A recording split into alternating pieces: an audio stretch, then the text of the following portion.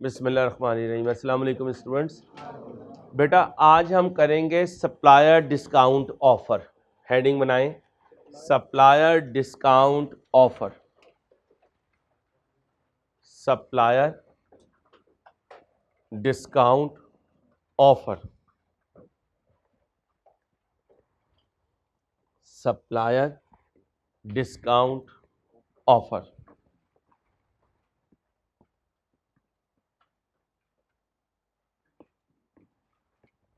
अब क्या होगा, हम ईओक्यू मॉडल से एग्री कर चुके कि ईओक्यू मॉडल वो ऑर्डर साइज है जिस ऑर्डर साइज को अगर हम एक दफा में ऑर्डर करें तो हमारी टोटल ऑर्डरिंग कॉस्ट बराबर आ रही है किसके? टोटल कैरिंग कॉस्ट के। तो ये पॉइंट पहले लिखें। We know at EOQ model, हमें पता है ईओक्यू मॉडल यूज करते हुए टोटल ऑर्डरिंग कॉस्ट, हमें पता है ईओक्यू मॉडल यूज करते हुए टोटल ऑर्डरिंग कॉस्ट इक्वल होगी टोटल कैरिंग कॉस्ट के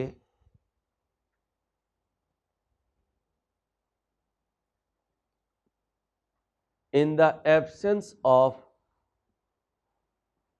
safety stock, in the बोले absence of safety stock।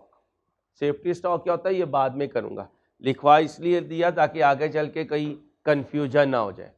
अगर सेफ्टी स्टॉक ना हुआ और हमने ईओक्यू मॉडल यूज किया तो टोटल ऑर्डरिंग कॉस्ट बराबर होगी टोटल कैरिंग कॉस्ट के। आए जी, A company uses, हेडिंग बना लिए, supplier discount offer. A company uses component at the rate of 500 unit per month.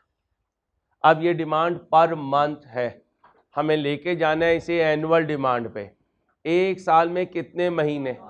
12। तो 500 ज़रब 12 कितने बने भाई? कितने बने? 6000।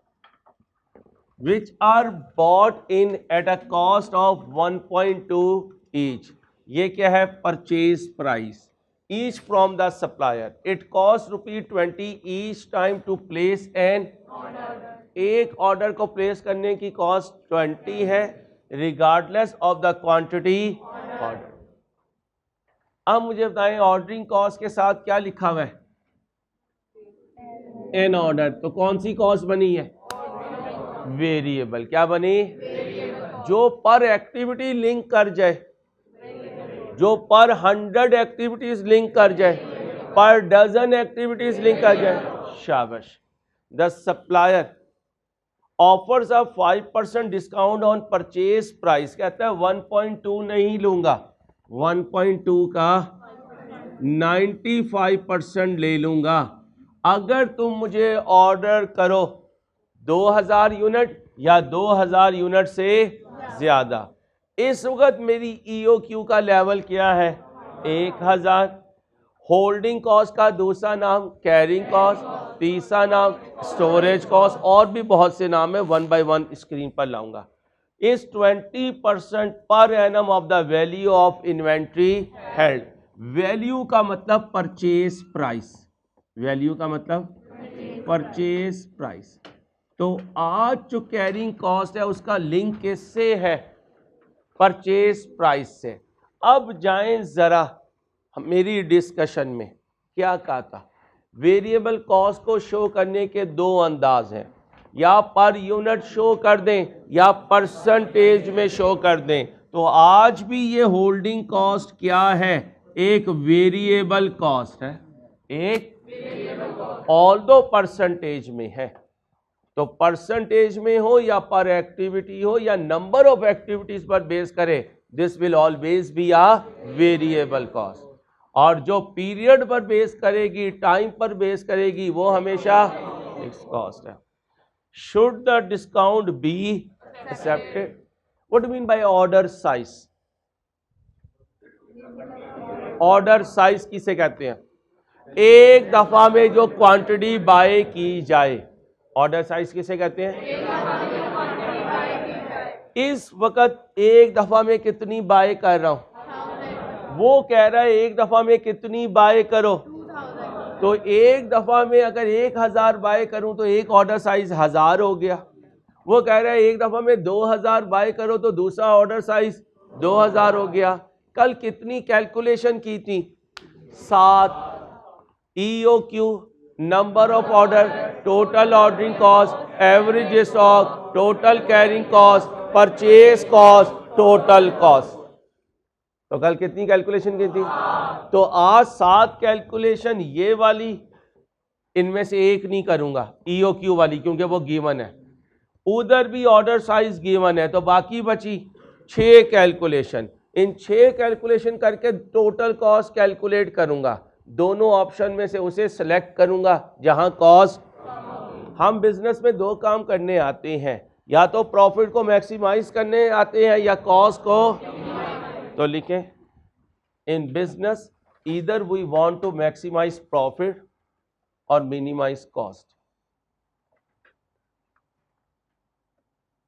इन cost accounting either we want to, in cost accounting, either we want to maximize profit or minimize cost.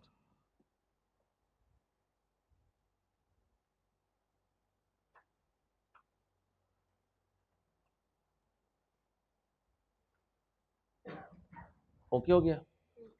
अब 2 column बना लेंगे।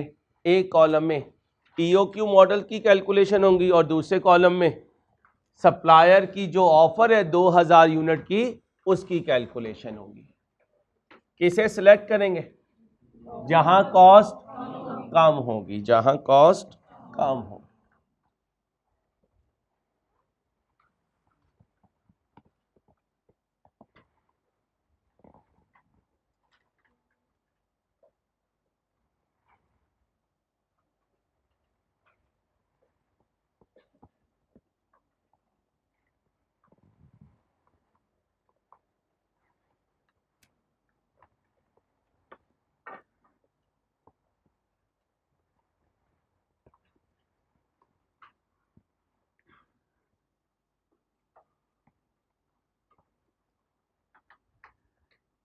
EOQ कितने यूनिट्स? 1000 यूनिट्स।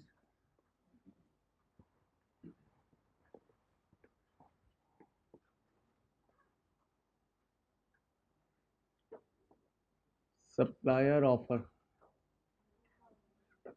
कितने units? 2000 units.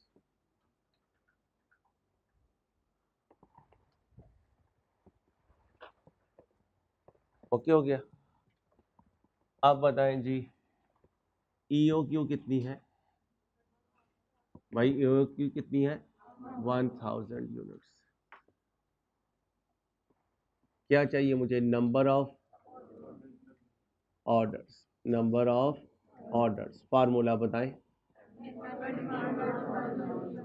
Annual demand over EOQ।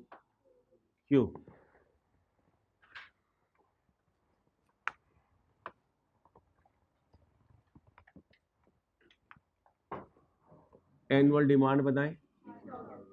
EOQ number of orders 6 orders. Total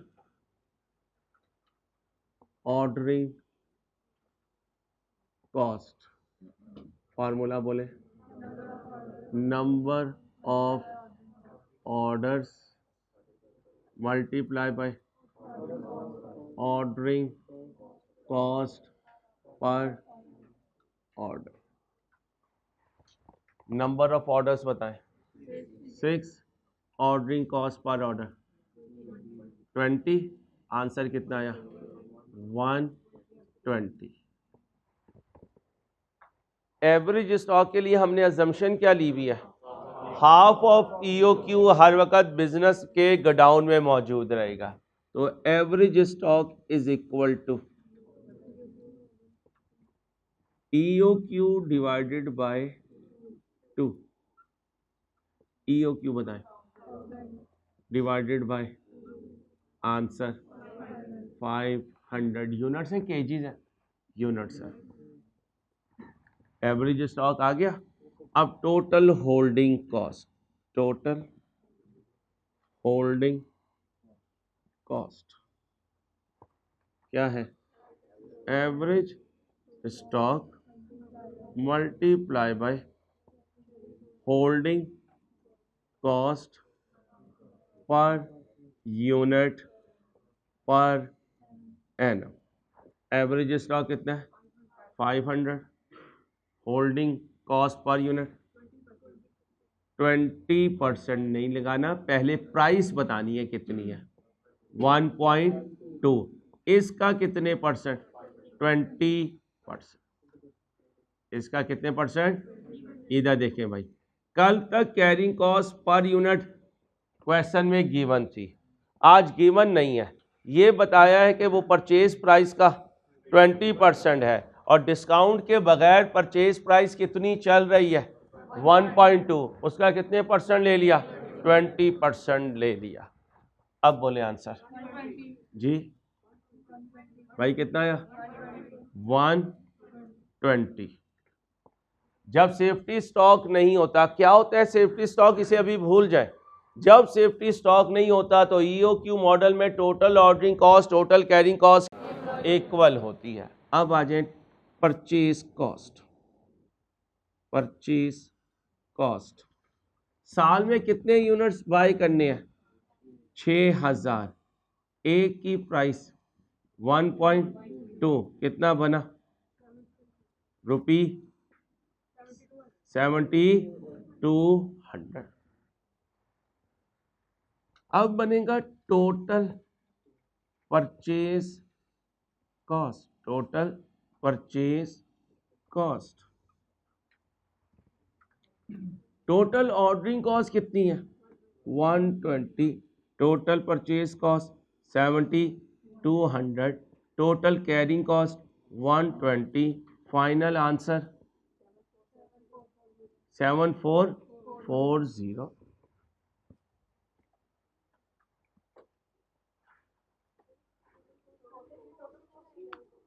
क्या कह रहे हैं?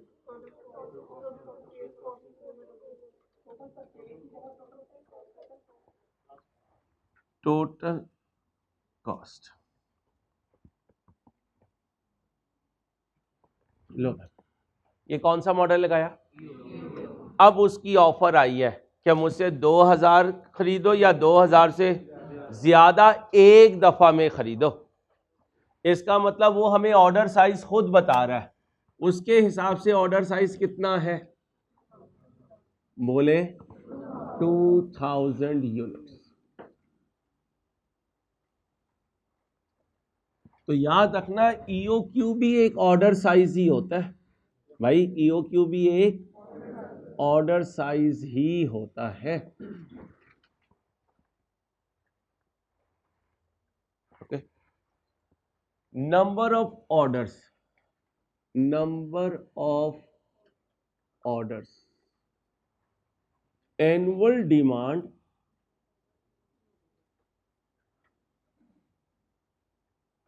Divided by, बोले भाई EOQ नहीं बल्कि order size, annual demand divided by order size.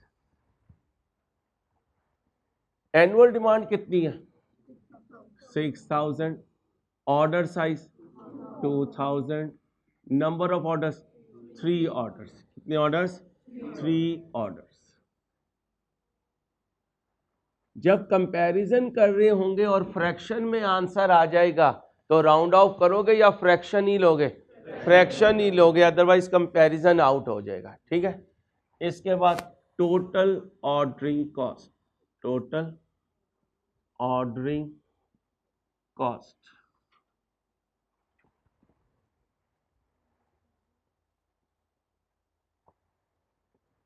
Number of orders number of orders multiply by ordering cost per order. Number of orders कितने हैं? 3 इंटू 20, आंसर ₹60। ₹60, ये टोटल ऑर्डरिंग कॉस्ट आ गई। अब आ जाए एवरेज स्टॉक पर। Average stock is equal to EOQ divided by 2 की जगह order size. Order size divided by 2। Order size बताएं। 2000 डिवाइडेड बाय 2, आंसर 1000 यूनिट्स। ये एवरेज स्टॉक हो गया। अब यहां पर आ जाए total holding cost. Total holding cost क्या फॉर्मूला है? Average stock multiply by holding cost per unit per annum.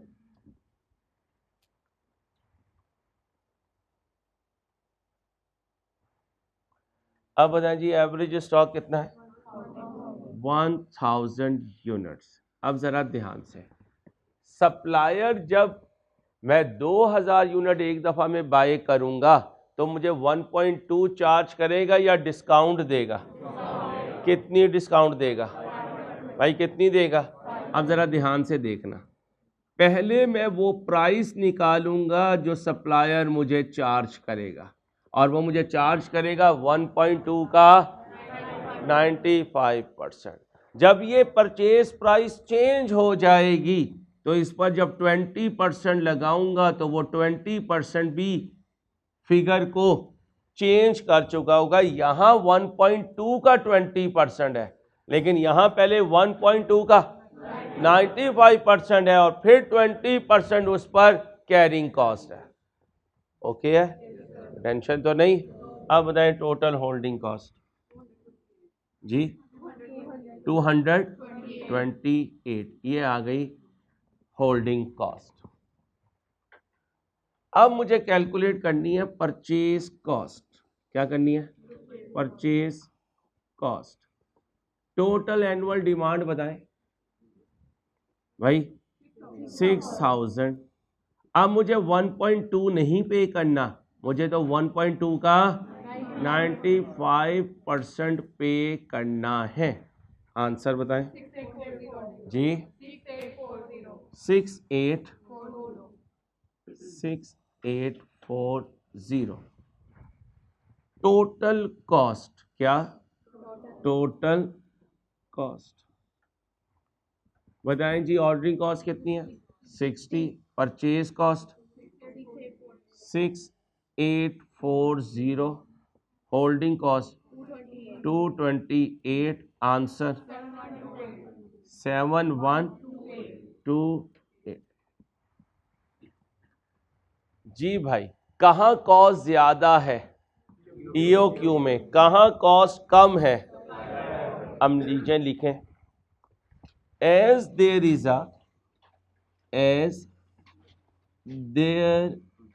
a net saving of rupee 7440 minus 71280। जी भाई, कितनी saving I? 312। there is a saving of rupee 312। so supplier offer should be, बोलें जी, should be accepted।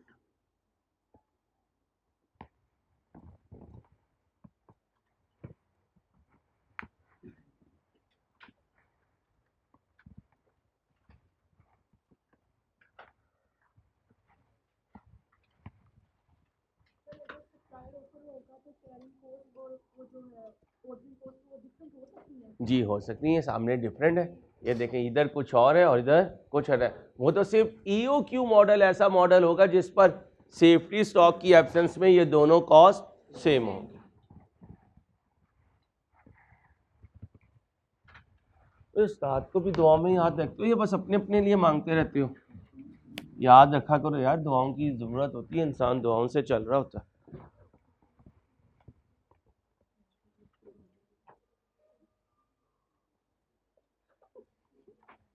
क्यों हंस रही है बच्चू? मुझे लगा रही है, ये लगाती रहे, ये अमीर बंदी है, ये लगा सकती है, पैसे वाली बंदी है भाई। हमारे जैसे गरीबों को तो ये वैसे ही खरीद के साइड पे फेंक दे। अच्छा बेटा, बस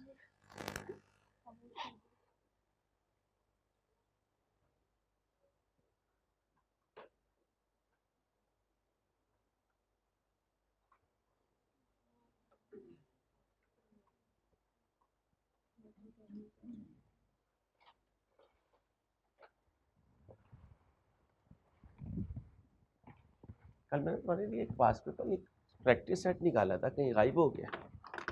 जरा मैं ढूंढ लूँ किधर गया। शरारती बच्चा है ना, इधर उधर हो जाता है।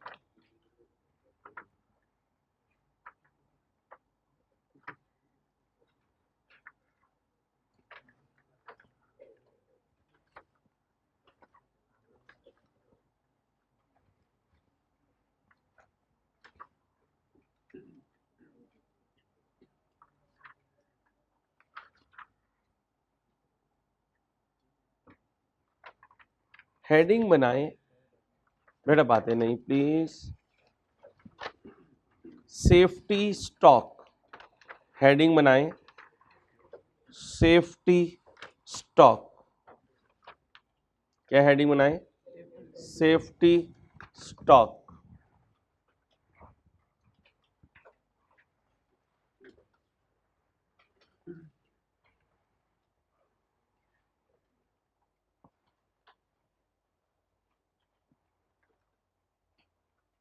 सेफ्टी स्टॉक लिखे। समटाइम्स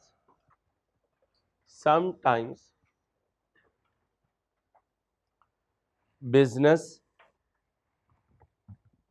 प्रिकॉशनरी मेजर की वजह से, समटाइम्स बिजनेस प्रिकॉशनरी मेजर की वजह से,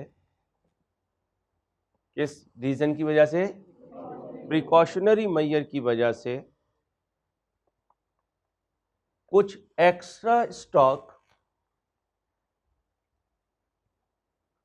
कुछ बोले एक्स्ट्रा स्टॉक अपने साथ कैरी करता है।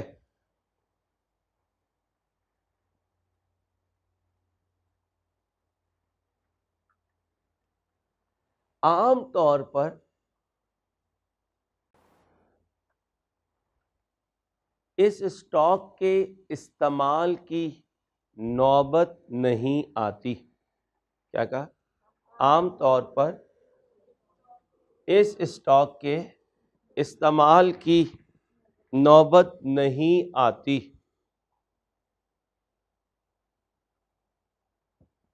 जैसे शुरू में जब तुम आए थे लाहौर में, तो अम्मा ने 5,000 का एक नोट दिया था और क्या कहा था?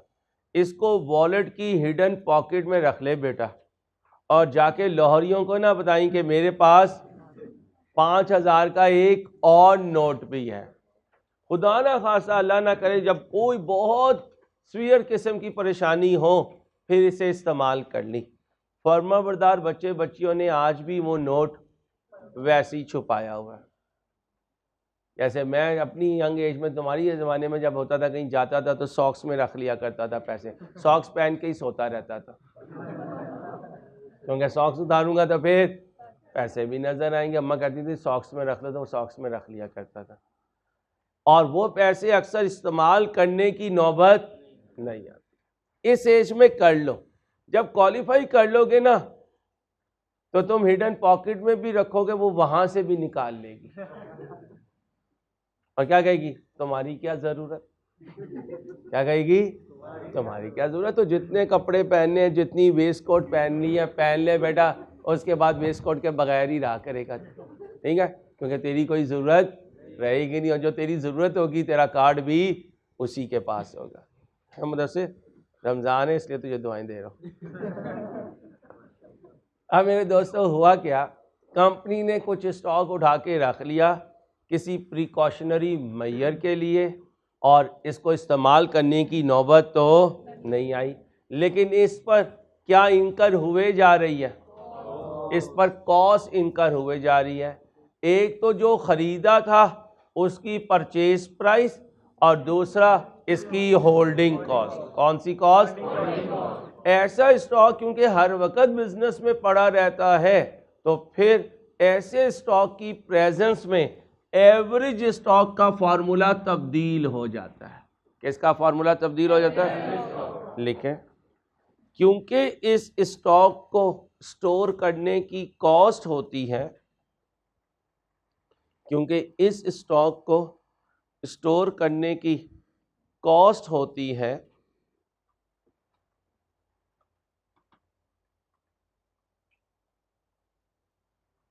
इसलिए एवरेज स्टॉक बराबर होता है, इसलिए बोले एवरेज स्टॉक बराबर होता है half of EOQ slash order size slash बोले, यानी EOQ मॉडल नहीं है, कोई और मॉडल लग रहा है तो वहां EOQ तो नहीं बोलूंगा, क्या बोलूंगा, तो हाफ ऑफ ऑर्डर साइज तो वैसे ही रहेगा, प्लस हो जाएगा इसमें सेफ्टी स्टॉक, प्लस हो जाएगा इसमें सेफ्टी स्टॉक, प्लस हो जाएगा इसमें क्या, सेफ्टी स्टॉक। लिख लिया, इसके नीचे लिखें लीड टाइम, क्या लिखें, lead time, lead time.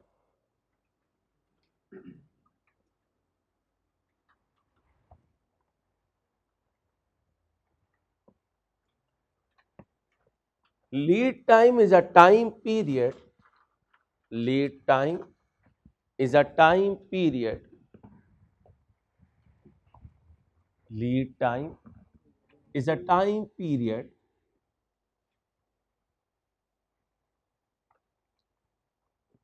from ordering date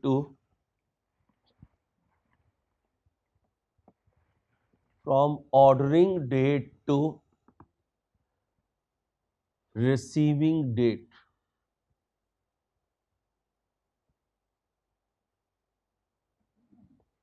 Both dates are included. Both dates are included. Order करने से रिसीव करने तक के टाइम पीरियड को क्या कहते हैं, लीड टाइम, और इसमें ऑर्डर करने वाली डेट भी शामिल होती है और रिसीव करने वाली डेट भी शामिल होती है। लिखें, business to business, business to business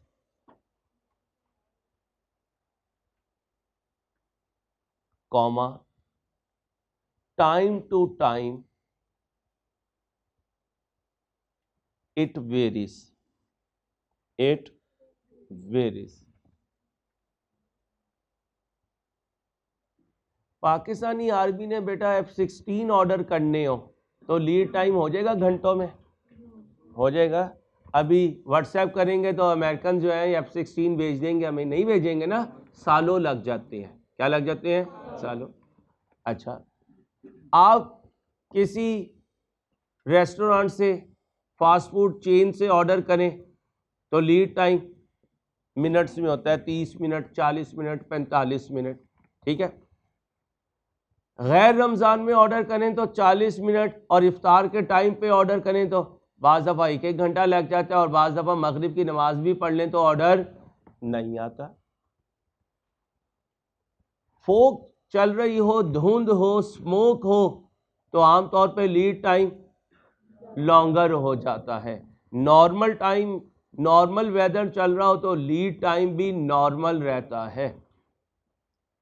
और अगर आपने ऑर्डर किया और वो डिलीवरी बॉय आपके घर के करीब भी कहीं है और उसके हॉट बॉक्स में ऐसी आइटम मौजूद है जो वो आपको डिलीवर कर सकता है, तो लीड टाइम शॉर्टेस्ट हो जाता है।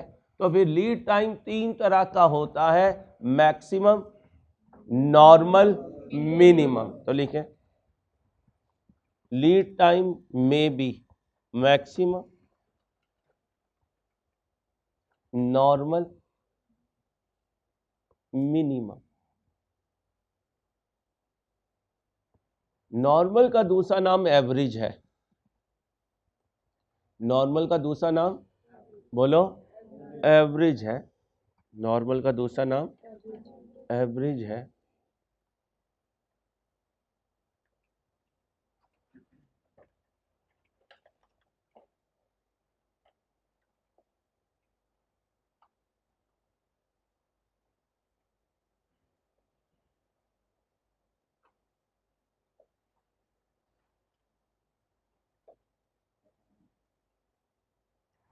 अब लिखें कंजम्पशन।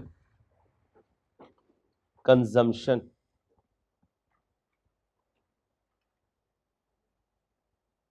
स्लैश करके लिखें यूजेज।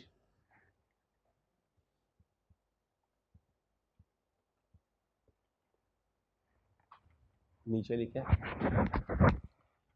फिनिश्ड प्रोडक्ट प्रोड्यूस होता है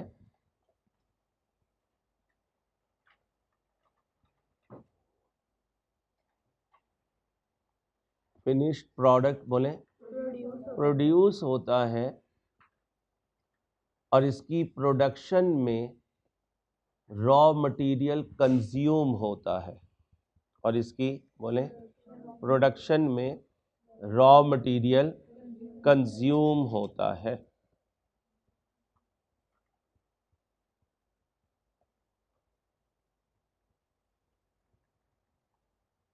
रमज़ान की चांद रात में अगर कोई फ्रोज़न फूड लेने निकले तो अक्सर स्टोर्स कहते हैं कि जनाब ये आइटम तो शॉर्ट हो गई है, ये आइटम तो, आप कहते हैं कब आएगी, तो कहते हैं यार प्रोडक्शन तो हम 24 घंटे कर रहे हैं लेकिन डिमांड ही बहुत ज़्यादा है इसलिए पूरी नहीं कर पा रहे।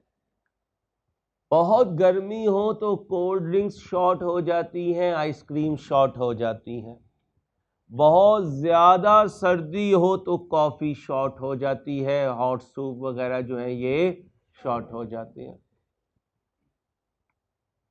कुछ फैक्ट्रीज जो हैं वो अपनी मशीन को रनिंग में रखने के लिए ऑफ सीज़न भी प्रोडक्शन करती रहती हैं ताकि मशीन बंद ना हो जाए। जो मशीन चलती रहती है वो एक्टिव भी रहती है, जो बंद हो जाती है वो अक्सर हमारे लिए परेशानी क्रिएट करती है। हर सर्दी के आने पर गीज़र को रीस्टार्ट करवाना पड़ता है, कभी सेल ख़त्म, कभी उसका कोई कैपेसिटर ख़त्म, खर्चा होना पड़ता है। अब जब जून जुलाई आएगा, मई आएगा तो एसी की सर्विस करवानी पड़ती है और पता चलता है जनाब एसी के पीछे परिंदों ने घोंसला बनाया हुआ है, उन्होंने आराम से सर्दी वहाँ गुजारी है। ठीक है भाई, इसलिए जब एसी स्टार्ट होगा तो फिर खर्चा करना पड़ेगा, इसलिए मैं दिसंबर जनवरी में भी ऑन रखता हूँ। ना ये बंद हो और ना ये कोई टेंशन दे, ना कोई खर्चा दे। चल रहा है तो ये भी चल रहा है और मैं भी चल रहा हूँ, तो चलती मशीन जो है ना वो एक्टिव रहती है। इसलिए जहाज़ों और जहाज़नों खुदारा अपने आप को क्या रखा करो, चलता रखा करो, एक्टिव रखा करो, तुम्हारी मेहरबानी। अब मुझे फ़िक्र ये नहीं है कि तुम चलोगे या नहीं, मुझे फ़िक्र ये है कि जो आगे छुट्टियां आ रही हैं उसके बाद जब तुम वापस आओगे तो अपने आप को जंग लगा के आओगे। एक तो अपने रंग बिल्कुल ख़राब करके आओगे। मैं ये नहीं कह रहा कि गोरा रंग जो है वो कोई सुपरियॉरिटी है और सांवला रंग जो है वो इन्फीरियॉरिटी है, लेकिन जो आपकी शक्ल है वो बदशक्ल हो जाती है। उसकी रीज़न क्या है? उसकी रीज़न क्या है कि जब अपने इलाके में जाती हो तो घर में तो रुकते ही नहीं। माशाल्लाह पूरे इलाके को तो हज़रत जी ने सलाम करना होता है, मुदस्सिर भाई ने। पूरे इलाके में 8 दिन में कोई गली ऐसी नहीं रहती जहाँ पता ना चले कि मुदस्सिर जो है वो आया हुआ है, लाहौर से आया हुआ है। गलियां इंतजार कर दी हैं सर, गली के नुकड़ों पे लोग इंतजार कर रहे हैं, पत्तियां लेके खड़े हुए हैं। अब पता नहीं गेंदे के फूल की है या गुलाब के फूल की है, पत्तियां हैं, ठीक है। अब मेरे दोस्तों इसका मतलब है रॉ मटेरियल इस्तेमाल होता है और कंज्यूम होता है। जब फाइनल प्रोडक्ट की प्रोडक्शन पीक पर होती है तो रॉ मटेरियल की कंजम्पशन भी पीक पर होती है। जब प्रोडक्शन लोएस्ट लेवल पे होती है तो कंजम्पशन भी लोएस्ट लेवल पे होती है। जब प्रोडक्शन एवरेज लेवल पे होती है तो कंजम्पशन भी। तो लिखे रॉ मटेरियल की कभी कंजम्पशन मैक्सिमम होती है, कभी एवरेज होती है, कभी मिनिमम होती है।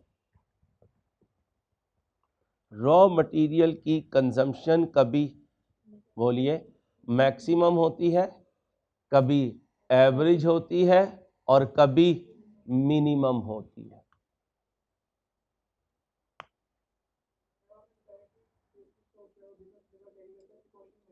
जी सिखाऊंगा सारा कुछ भाई। अभी से मैंने आपको टच दिया ना, इसका फार्मूला बताया कि सेफ्टी स्टॉक को कैसे कैलकुलेट करते हैं, क्योंकि एक क्वेश्चन में पास पेपर में इसने आना है। तो अभी मैंने सिर्फ इतना बताया कि जिससे हमारा काम थोड़ा आगे चलता रहे। रॉ मटेरियल की कंजम्पशन कभी मैक्सिमम होती है, कभी एवरेज होती है और कभी मिनिमम होती है। अब मेरे दोस्तों हेडिंग बनाए रीऑर्डर लेवल। रीऑर्डर लेवल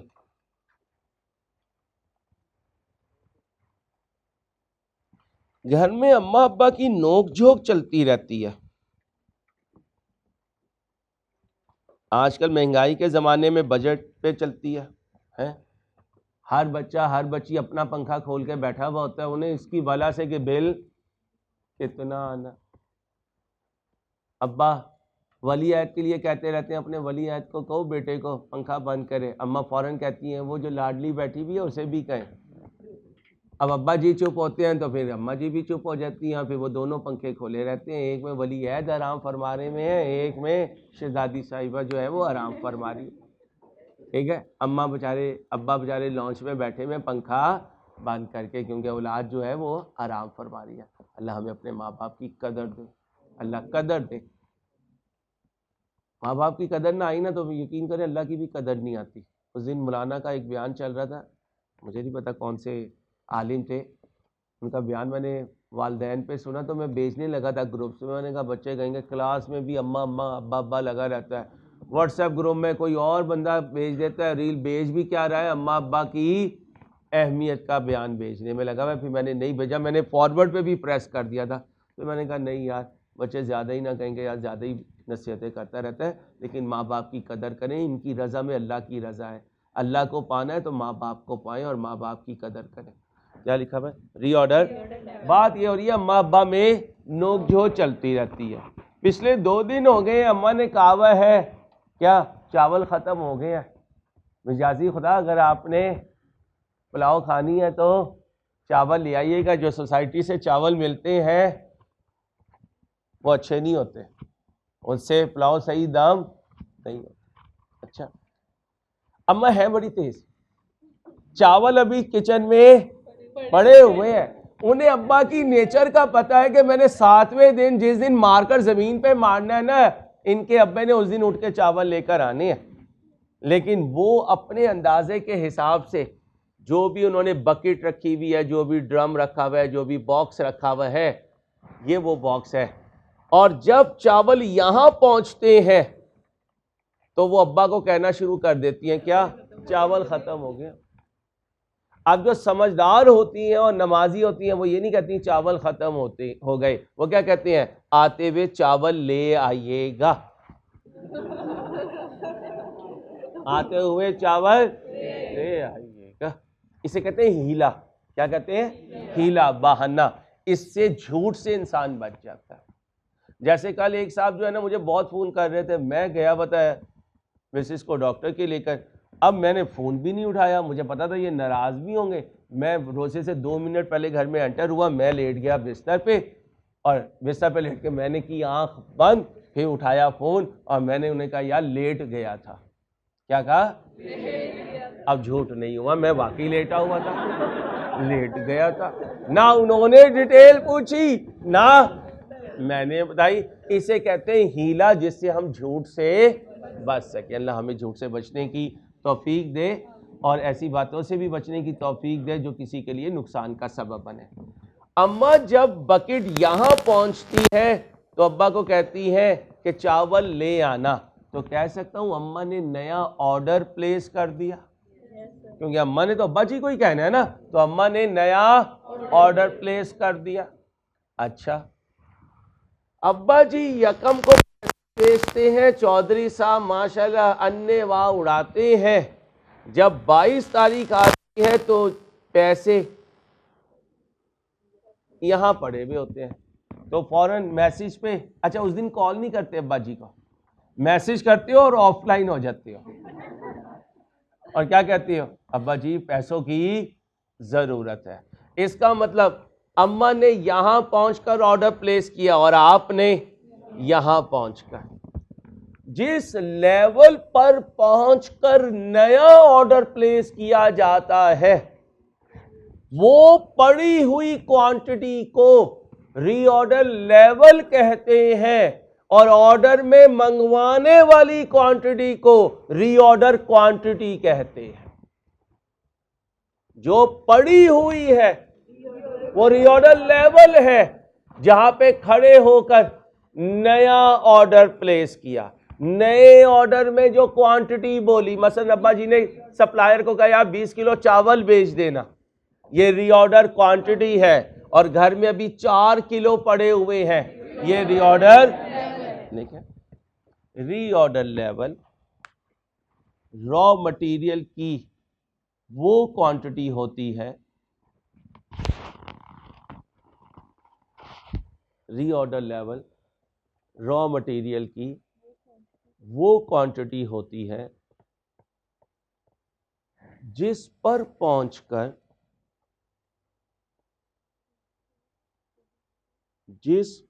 पहुंचकर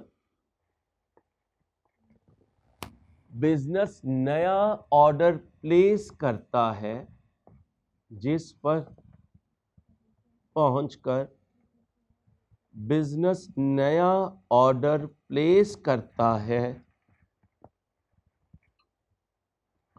और जब तक नया ऑर्डर रिसीव नहीं होता, और जब तक नया ऑर्डर रिसीव नहीं होता, बिजनेस इसमें से कंज्यूम करता रहता है।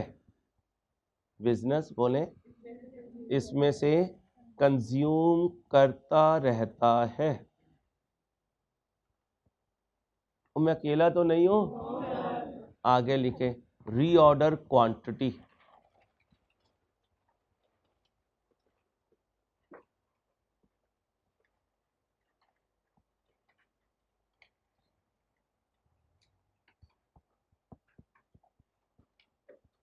ये वो क्वांटिटी है, ये वो क्वांटिटी है जो बिजनेस, क्या कहा? ये वो क्वांटिटी है जो बिजनेस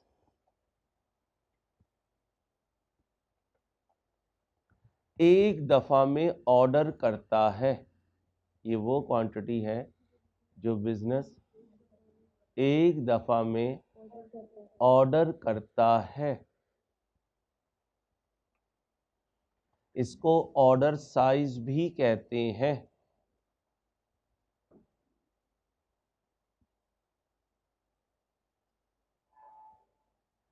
कभी ये EOQ मॉडल से डिसाइड होता है। क्या कहा? कभी ये EOQ मॉडल से डिसाइड होता है,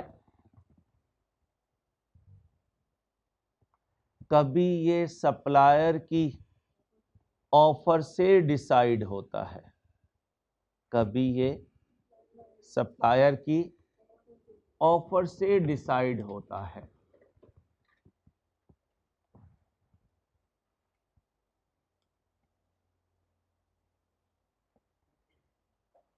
आगे लिखें,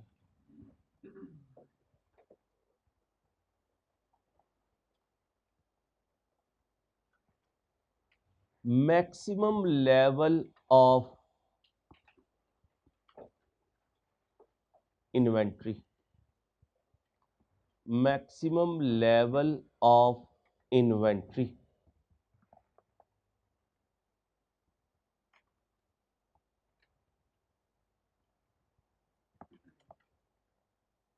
आज के लिए बच्चों इतना ही। जुमा है तो सारी क्लासेस को श्रिंक करना होता है। अपना ख्याल रखिएगा। अल्लाह हाफिज़।